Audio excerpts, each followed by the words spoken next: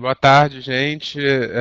Obrigado pelo convite. Gostaria de agradecer a Zilma e a equipe do Telesaúde, Rosali, do Hospital Infantil, a equipe da FAESA, nosso reitor Alexandre Teodoro, coordenadora Carla Letícia e toda a equipe da FAESA, que sem eles esse projeto de atendimento aos pacientes com epidermólise não seria possível. Então, espero que seja proveitoso nossa tarde de hoje. E é isso. Eu sou dentista, cirurgião dentista, formado em Minas Gerais, especialista em estomatologia pela Universidade do Rio, mestre em patologia e atual professor da FAESA, professor da Odonto, da FAESA, que é a universidade aqui de Vitória, curso de odontologia. Também queria agradecer a Débora Brasil, o Hospital Infantil, a UFES e todo o programa da Telesaúde Nacional. As fotos da aula, né, são provenientes da FAESA, do projeto que fazemos lá com atendimento de pacientes com epidermólise bulhosa. Então, todas as fotos clínicas são próprias, assim, não são fotos de artigos. Então, como é que essa experiência começou? Na verdade, eu comecei atendendo alguns pacientes com um EB no Instituto de Dermatologia Professor Rubens Davi Azulay, no qual eu dava aula no ambulatório de mucosas e eles sempre me convidavam para ver alguns pacientes. E aí comecei a ver alguns pacientes, me apaixonei por eles, acabei estudando sobre o assunto e participando de reuniões, cursos, e acabei desenvolvendo essa habilidade em atender os pacientes com EB. Como eu mudei para Vitória, aqui no Espírito Santo, eu acabei trazendo essa experiência comigo, junto com outros colegas. A gente acabou desenvolvendo um projeto aqui, cujo nome é Borboleta Azul, e acontece na FAESA, onde a gente atende os pacientes na parte odontológica, os pacientes com EB. Então, o que que é a doença? Como que surge a doença? Na verdade, aqui, ó, onde está a ponteira, está representando o epitélio, na verdade um epitélio simples, a camada basal, que é assim azul, e o tecido conjuntivo. Então esses pacientes, eles têm o desprendimento do epitélio, tanto o epitélio escamoso quanto o epitélio simples, da porção dérmica, justamente na camada basal. Na verdade é a lâmina basal, mas como a imagem é duas dimensões, altura e largura, só consegue representar em camadas. Então aqui é a imagem aumentada, eu tenho as células epiteliais e a derme. E aí essa união das duas. Então como que ocorre a doença? É uma doença genética rara, onde eu tenho alterações gênicas que vão fazer a quebra dessas moléculas. Então a quebra dessas moléculas pode ser tanto no epitélio, nas células epiteliais, onde eu vou ter o tipo de EB que a gente chama de EB simples, epidermólise bulhosa simples, que eu vou ter o desprendimento dessas células próximas da camada basal e vai formar uma bolha, vai resultar em uma bolha. Eu posso ter a quebra aqui na lâmina lúcida, que é essa parte mais superior da camada basal, e eu vou ter a epidermólise bulhosa juncional. Se eu tiver mais profundamente aqui na lâmina densa, eu vou ter esse outro tipo de epidermólise bulhosa, que é a distrófica, que ainda vai ter essas duas divisões, a dominante e a recessiva. Existem outros tipos de epidermólise bulhosa, como a adquirida, só que ela não é causada pela alteração gênica. Ela vai ser uma doença inflamatória com presença de autoanticorpos. Das epidermólises bolhosas, todas podem se manifestar na mucosa e nos tecidos bucais. Porém, algumas, que é a epidermólise juncional e a distrófica, tanto dominante quanto recessiva, vai apresentar alterações dentárias. principalmente a epidermólise bolhosa distrófica recessiva. Então, resumindo, a epidermólise bolhosa é uma doença que vai causar essa quebra, essa separação do epitélio, e dependendo da localização, ela vai ser dividida. Então, a classificação ela é clínica e histopatológica. O que essa quebra vai gerar? Ela vai gerar bolhas no paciente, ela vai gerar o desprendimento do epitélio da parte conjuntiva. Então, vai gerar bolhas no paciente, vai gerar úlceras. Ao mínimo toque, o paciente ele vai ficar lesionado. Então, aqui as manifestações, tanto bucais em partes moles quanto em partes duras, que é o dente, né? Na primeira imagem aqui a gente consegue ver uma língua bem atrófica, perda do limite dermatomucoso do lábio, você vê que é um lábio apagado, um lábio que já ulcerou e regenerou várias vezes, reptilizou, né, diversas vezes.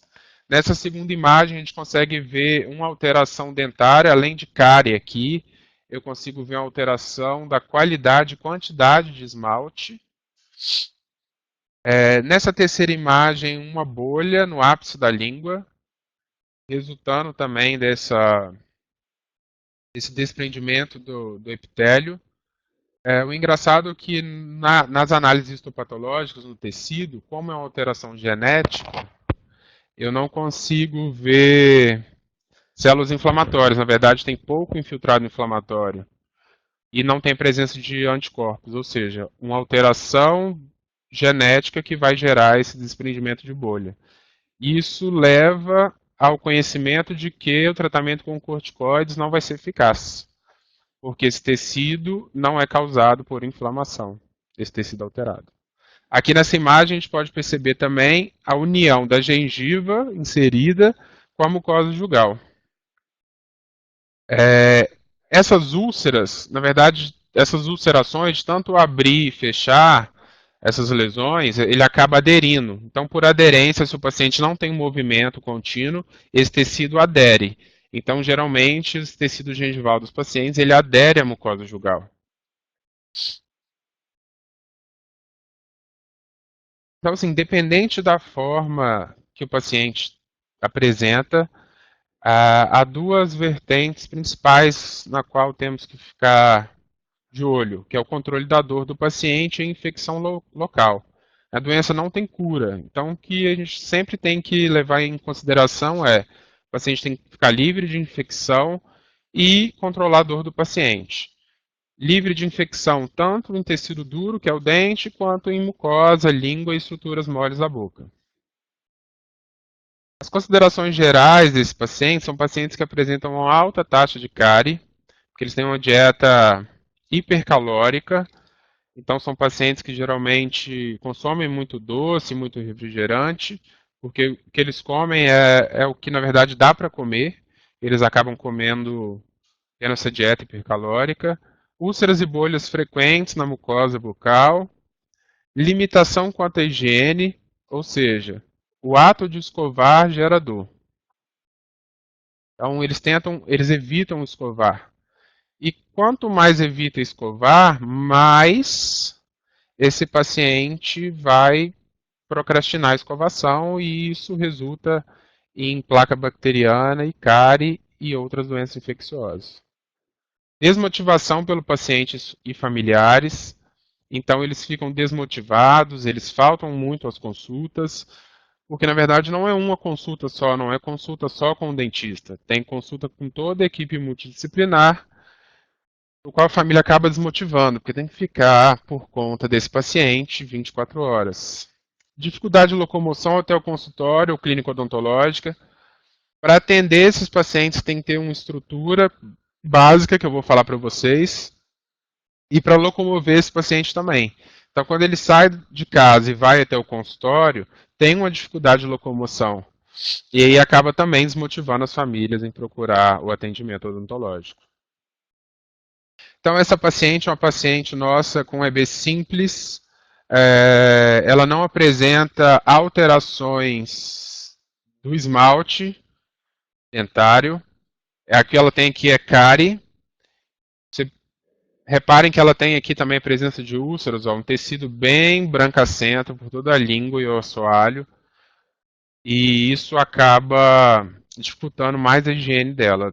Tem uma dieta hipercalórica, mas ela não apresenta alterações na qualidade do esmalte, ela apresenta cárie. Cárie porque não utiliza a escovação. Então eu separei essa aula nas intervenções e instruções pré-atendimento e durante o atendimento. Então você que está aí no interior ou em qualquer lugar, se aparecer um paciente com epidermólise, dá para atender a nível ambulatorial. Tá? Basta ter alguns pequenos cuidados. O principal que a gente tem que sempre bater na tecla com eles é prevenção. Por quê? Um paciente bem assistido desde pequeno, ele não vai apresentar cárie. E o que a gente quer é paciente sem cárie e sem lesão em tecido mole. E a gente tem menos intervenções e mais ações preventivas, no qual a intervenção é mais fácil. Então a gente sempre tem que orientar o paciente a utilizar escovas dentais de cabeça pequena e cerdas extra macias. Hoje no Hoje no mercado temos escovas já macias, a maioria são macias. Tem poucas que são extra macias, mas o que a gente tem que pedir sempre às famílias para tentar achar essa extra macia. Sempre aplicar tópico, aplicar flúor tópico nas consultas. Se tiver dentina exposta, aplicação de verniz fluoretado. Saliva artificial em caso de pacientes com pouco fluxo salivar, o que pode acontecer também em alguns subtipos da epidermólise. Pasta de dente livres de lauril sulfato de sódio. Hoje em dia, sem conflito de interesse, a gente tem alguns cremes dentais sem esse detergente. Ele não vai fazer espuma, né? Porque o objetivo do detergente é fazer espuma. Ele não vai fazer espuma, porém ele não vai arder o paciente. Então tem que explicar para ele, ó, você vai usar esse creme dental, ele não vai fazer espuma, mas ele não vai arder. Isso ajuda muito os pacientes. E a motivação para o paciente a comparecer à consulta. É muito importante. Exame por imagem. Então, quando o paciente chega ao consultório, qual exame por imagem você vai solicitar?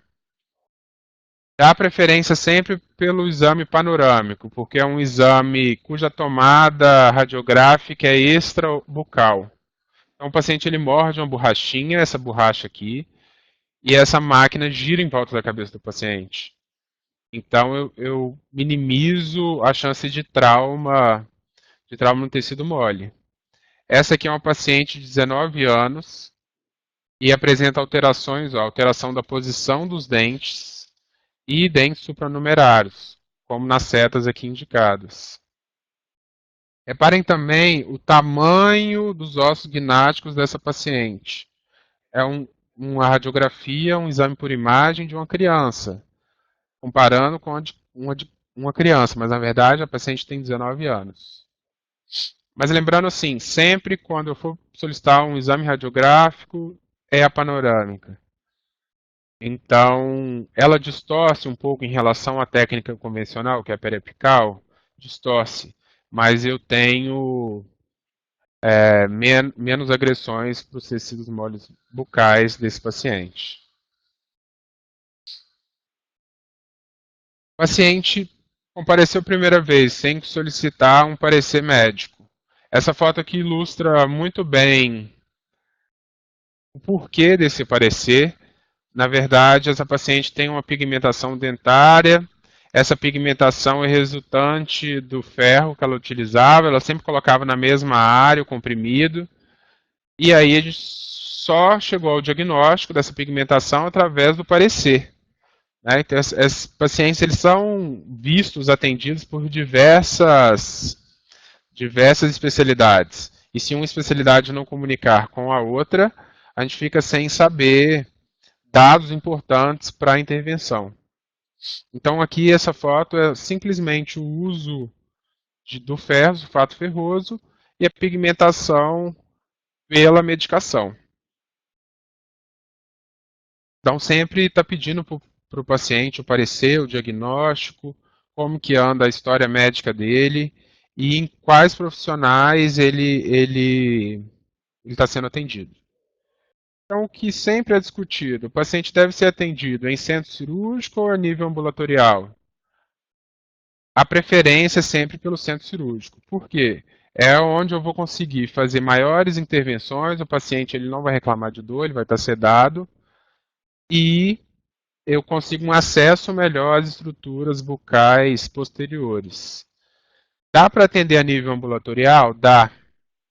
Porém, vai ficar restrito a regiões anteriores da boca e vai depender da abertura bucal do paciente. Mas dá para atender a nível ambulatorial sim, porém com alguns cuidados.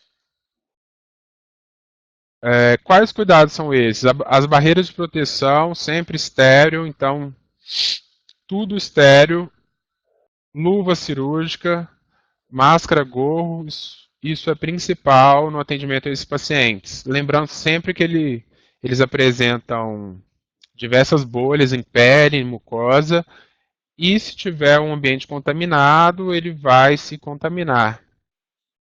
Então, essa foto aqui ilustra o atendimento de um paciente. A gente utiliza aqui como proteção da cadeira odontológica um lençol 100% algodão. Por que esse lençol? Porque o contato da pele dele com a cadeira, que é de borracha, tem um látex aqui, vai gerar novas lesões, vai fazer com que essa pele, vai fazer com que essa pele ela grude aqui na cadeira. Então esse lençol vai fazer essa barreira mecânica, física. Então esse lençol pode ser lavado e esterilizado normal no autoclave, não tem problema nenhum. Só tem que tomar cuidado que ele tem que ser 100% algodão. Sempre pedir o paciente para levar uma escova para consulta, por quê? Porque você vai orientar ele quanto à escovação. Então você vai passar a pasta na escova, vai pedir para ele escovar e você vai orientá-lo quanto à escovação. Se a escovação está correta, ela está deficiente. Então é sempre importante pedir o paciente para levar a escova e você ir acompanhando, orientando quanto à escovação. Ao iniciar o exame físico, lubrificar cada instrumento. Então, a preferência é sempre por instrumentos pediátricos, que são pequenos, e você pode utilizar vaselina ou anestésico tópico em volta desses instrumentos para evitar a fricção desse instrumento com a mucosa ou com os tecidos bucais e aí gerando novas bolhas. Então, já falei aqui para vocês, a opção é sempre por instrumentais pediátricos de ponta romba. Então a sonda exploradora tentar retirar aquela pontinha cortante, você consegue retirar às vezes com a broca diamantada, deixar a ponta dela mais romba. E instrumentos pequenos, facilita o atendimento. Sistema de sucção durante o atendimento. Aqui na imagem, tem uma imagem representando, na verdade, um atendimento, uma raspagem periodontal utilizando ultrassom. E o sistema de sucção ele tem que ser contra superfícies duras ou contra o próprio espelho. Por quê? Se você colocar esse sugador direto na mucosa, ele vai tracionar o epitélio e vai gerar novas lesões. Então, o sistema de sucção é sempre contra uma superfície dura. Pode ser o dente ou algum instrumental. E dá preferência para sugadores e não um sistema de bomba a vácuo, que a gente sabe tem uma potência maior, isso aí se encostar na mucosa vai gerar novas bolhas para o paciente. Aqui uma paciente nossa tinha uma cárie proximal, porém o que preconizamos é o acesso sempre pela vestibular, que vai contradizer a técnica convencional, que a gente tenta fazer o acesso sempre pela palatina ou pelas faces linguais. Aqui um acesso vestibular, porque você evita de levar a broca dentro da boca do paciente e qualquer movimento brusco, essa broca vai encostar tecido mole. Então, aqui um acesso vestibular. O ataque ácido, e a utilização de uma tira de poliéster. Evitar sempre o uso de tiras de metal e instrumentos metálicos na boca. Por quê? Na hora que tocar o lábio nesse instrumental metálico cortante, vai sangrar e vai atrapalhar o procedimento. O procedimento, no caso aqui, é resina. Então, o que eu não quero na resina é saliva e sangue, né? Então, eu tenho que ter cautela aqui com o uso das matrizes. Então, o resultado final aqui tem sim um comprometimento aqui estético final da resina, eu consigo ver um pouco a resina. Eu acho que isso é mais no olho do dentista, né? Do paciente passa totalmente despercebido e um paciente que foi realizado resina a nível ambulatorial, mas que ele sempre era internado para fazer qualquer intervenção odontológica. Então, assim, dá para fazer a nível ambulatorial? Dá. Eu só tenho que ter cuidado com algumas coisas, né? Alguns condutos. Esse é um outro paciente nosso que fizemos o selamento de cicatrículas e fissuras, selante. Eu trouxe essas imagens aqui porque, mesmo em dente posterior, antes de lavar o dente com retirar o ácido, antes de lavar, eu tenho que retirar com a bolinha de algodão o ácido, porque isso evita que o ácido espalhe na boca do paciente e aí gere novas lesões. Então aqui é só mostrando o resultado final. Todos os dentes de todos os pacientes a gente tenta selar. Então se o dente não tem cárie, ele é selado. Tomar esse cuidado, lubrificar os instrumentais, utilizar os instrumentais de ponta romba e na hora da remoção do ácido utilizar uma bolinha de algodão.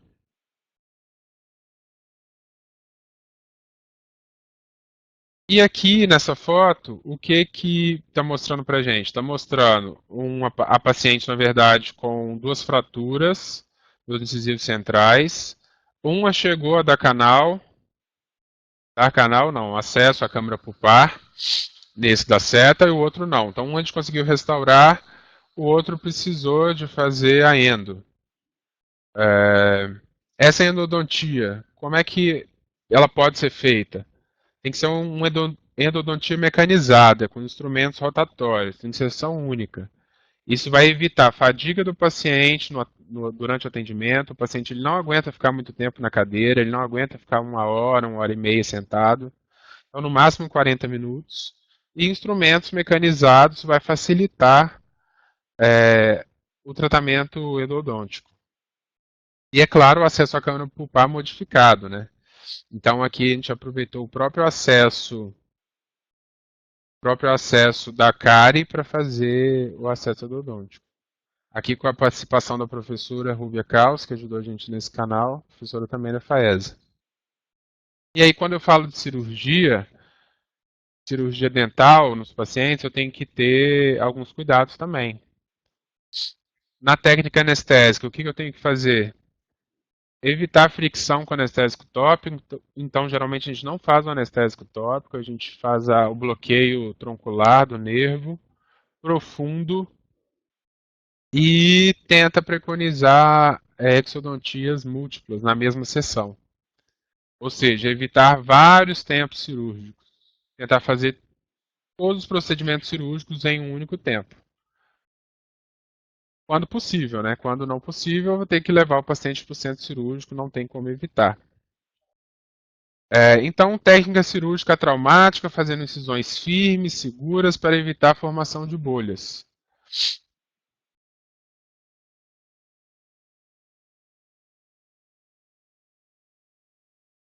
Então, aqui, o paciente apresenta várias lesões bucais. Eu tenho um edema próximo à região dos incisivos, causado aqui pelo acúmulo de placa na região anterior. Não consegue mostrar muito aqui, mas ele tinha uma placa e bolsas profundas nessa região. Formação de bolhas, úlceras. E como é que eu posso tratar essas lesões? Essas lesões, como é de origem genética, elas não respondem ao tratamento com anti-inflamatórios. Então, o uso de corticoides tópicos e sistêmicos não vão melhorar a lesão. O uso de laser terapia melhora a lesão de baixa intensidade? Não há relatos suficientes na literatura de que melhore essas lesões. Então, eu não tenho conhecimento científico, não temos ainda conhecimento científico da relação da laser terapia com doenças genéticas. Doenças inflamatórias, sim, melhora. Agora, doenças genéticas, a gente não tem uma melhora clínica e nem dados científicos suficientes para afirmar. Então, o que a gente tem que pensar aqui quando o paciente apresenta lesões bucais? Reduzir os micro-organismos patogênicos e minimizar os traumas. Como que a gente minimiza os traumas?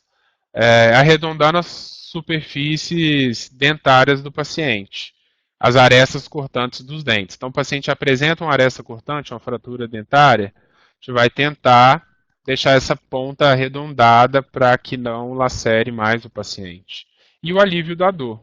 Alívio da dor como? Com o uso de analgésicos. Analgésicos pode ser tópico ou até sistêmico.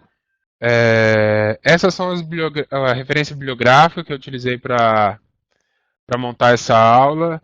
Todo esse passo a passo ele está descrito nesse livro, cujo capítulo de epidermólise bolhosa foi eu que escrevi. Então, todo esse passo a passo nessa sequência está descrito no capítulo desse livro.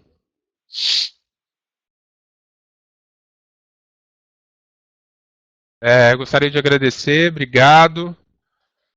Espero que vocês tenham aproveitado e vou abrir